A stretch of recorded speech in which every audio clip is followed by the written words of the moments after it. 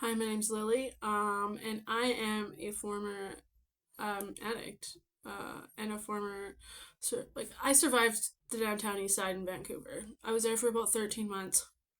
It was the worst year of my life, but it was also the most rewarding. These are some of the things that I learned being on the streets and what I did, how they affect me today. Um, when I used to, before I lived in Vancouver, I was very entitled. And I thought that I had, things like this should have been given to me on a silver platter. Like, I deserve, basically what happened in Vancouver is I got knocked down a few pegs. I learned that things are not, you're not expected to get things. Things are gifts. And when they come to you, like, enjoy, because you don't take that shit for granted. You never know if you're gonna get it again. Also, another thing too is I used to worry a lot, huge, big time, like always worrying, always thinking about the past, always thinking about the future. And Vancouver taught me to be extremely mindful because there's only one moment that exists, and that's now.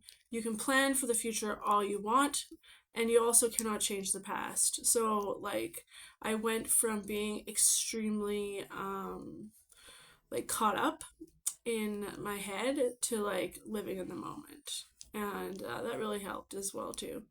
Another thing as well is I'm not as trusting as I used to be. Um, like Unfortunately, my diagnosis, throughout life, one of them, a little touch of the tism, has helped. Didn't help me, but it caused me to not really be aware of like dangerous situations. Extremely like I was just walking into danger. Nope, whatever. Like, I wasn't aware of anything. Now I'm a lot more cynical. I don't trust people like I used to. And I'm trying really hard not to be hateful towards men. Like, when you're on the streets of Vancouver, you see the worst in people. Like, when I mean you see the lowest of the low vibration, they talk about Gabor Mate, he writes a book called In the Realm of Hungry Ghosts. And basically what he means by that is people that are in that type of yearning for material objects, aka substances, they don't give a shit about you. They don't give a shit about your well being. They just want one thing and one thing only, and that's their next hit. And they do not care who is going to be their next victim as long as they can get something from you.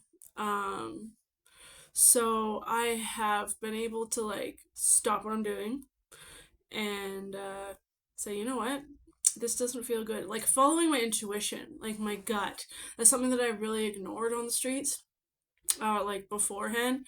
Something that I really have ignored a lot in my life because I had an end result in my head and I was going to get it one way or another. And there were times where it did work out that way, but it was everything, there's no such thing as anything for free. Everything comes at a cost. And especially on the streets of downtown Eastside Vancouver. So this guy, you can, I don't know. I've just I don't know. I don't want to talk about it because it might get me into trouble. But I'm a lot less trusting of people today. That's for sure. And like I think all girls should be. And another thing I also learned is I thought that I was in control.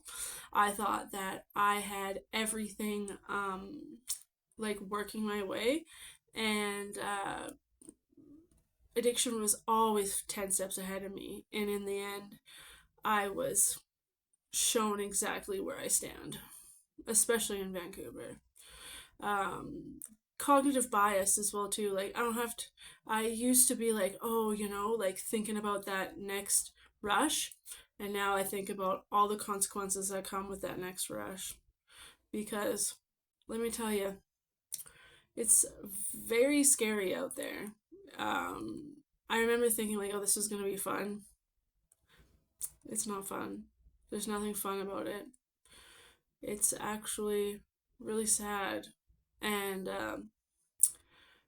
you can't cry out there. If you cry in Vancouver, people will look at you as a mark and they will take from you whatever they can. So, kind of shuts you into silence. But I don't know. Say I'm 175 days sober, and I have never been 175 days sober since I fell into addiction. So, scared the Jesus out of me, changed who I am as a person, uh, and made me, like, I don't know. I'm a lot of peace. I have a lot of peace in my life, like, because that driving entitlement in my brain has basically been shut off. It's nice. Sometimes we need to be knocked down a few pegs, if you know what I mean. Kind of like eliminates suffering in a lot of ways. Entitlement is suffering. That's all I gotta say about that.